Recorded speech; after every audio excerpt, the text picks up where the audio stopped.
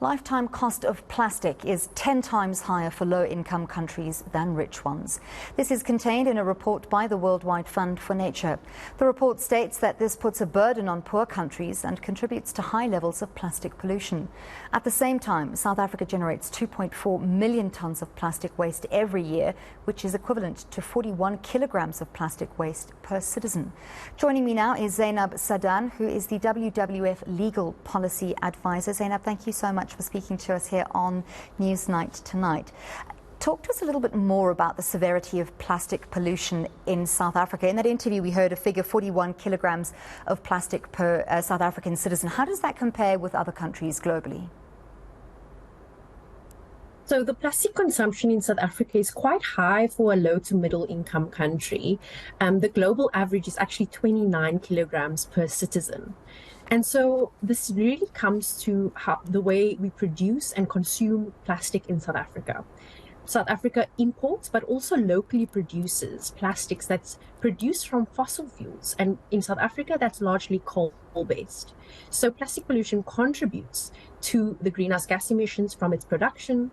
It contributes to the single-use plastics that we see on our beaches, in our rivers, in landfills, and of course on open dump sites. But the biggest percentage of plastic is actually burnt in an uncontrolled manner. So communities that do not have formal waste collection systems actually resort to open burning of plastics, either for an energy source, but also just to get rid of the waste because they don't have these collection systems.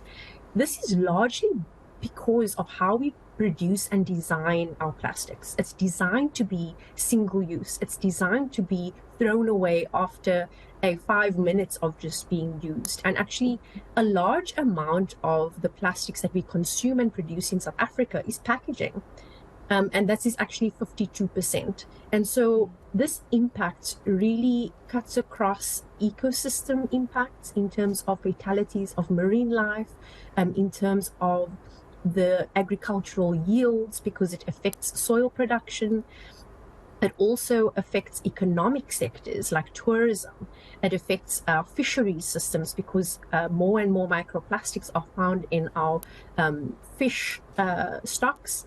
It also affects our livestock, which also contributes to impacts in the agricultural sector. And so we're not only talking about pollution in terms of what we visibly see. We're talking about loss of money due to municipalities wasting money on cleaning up after all the waste that's found in our ports, for example, after a Durban flood, which you've seen in the news, or cleaning up after a large rain event as well. And so a lot of this is both socioeconomic impacts, but also affecting nature and people.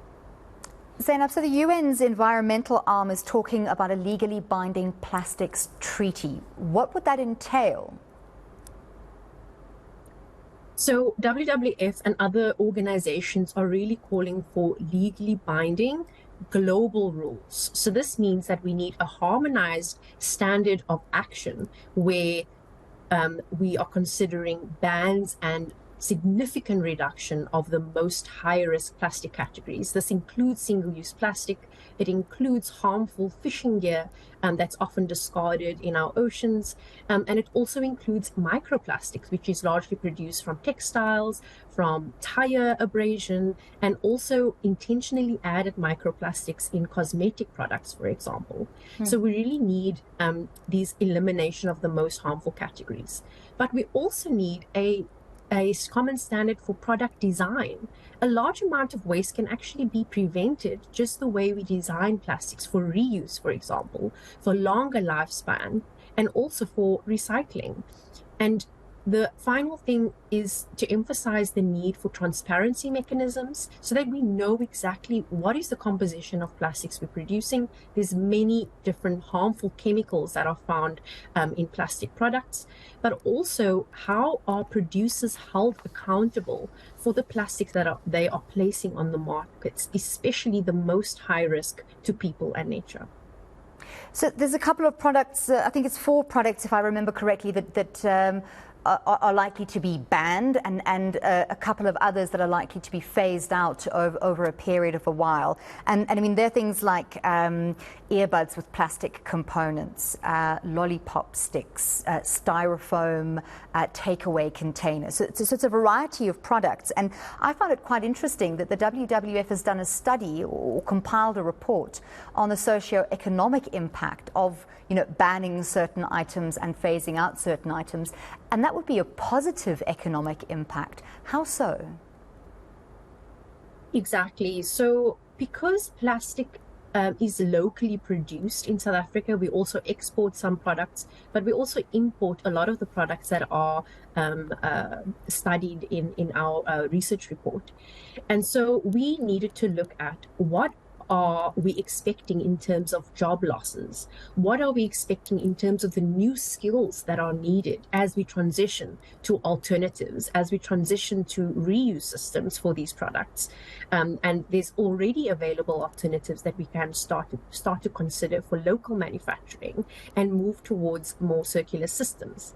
And so many of those products that you mentioned are actually not very valuable to the recycling sector. So they aren't collected, they aren't sold for recycling, they aren't very economical. And so when we are considering bans and phase outs, we're looking at positive results in terms of reductions in greenhouse gas emissions.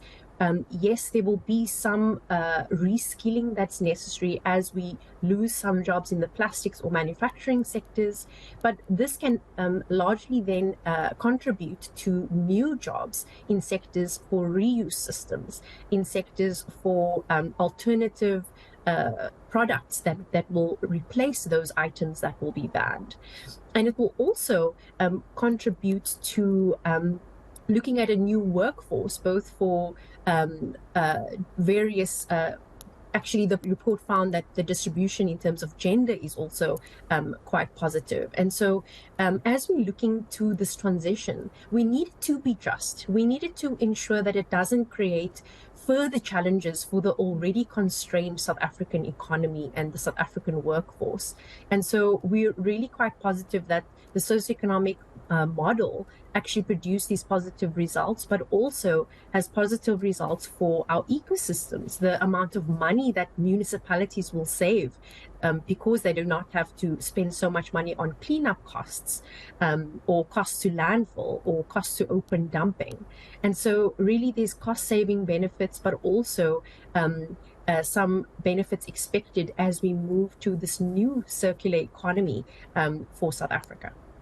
So even the best laid plans can be undone by inaction. And there's two parts to that. The first part is inaction on the part of South Africa to comply with such a treaty when it comes into force, and what the possible repercussions could be for, globally for countries not complying. And then the second part of inactivity is the fact that we can't just rely on government to comply. Every South African needs to do their part. So in what small ways can every South African already contribute to the reduction of plastic pollution? So more and more we're starting to see retailers and brands starting to offer these alternatives, making it more accessible. And now when we think of reuse items, sometimes they are priced just a little bit higher than the throwaway options, for example, a reusable water bottle or a coffee cup. And so we're starting to see retailers and brands test these items with consumers. And so it's up to us to really test it as well, to be part of this change and to further put pressure on our decision makers. This means put pressure on your retailers, on your brands to offer the default option to be sustainable. And of course, during this process, we also need to put pressure on governments. And so currently, WWF is running this campaign, which you can find on our social media channels right now, where citizens can make a vote for an ambitious and an effective treaty. And this will then be shared with our leaders, including Minister Barbara Creecy, the Minister of Environment, to ensure that citizen voices are also heard and that we are also rallying behind an effective treaty to eliminate the single-use plastics, to call for reuse systems, to call for more effective waste management as well. And so you can place your vote now on any of our social media channels. Thank you so much for speaking to us here on Newsnight and for telling us a little bit more about this very, very important topic. That was Zaynab Sadan, WWF Legal Policy Advisor, talking to us a little bit about changes hopefully to come in the near future around single-use plastics, where bans and phase-outs will be implemented globally.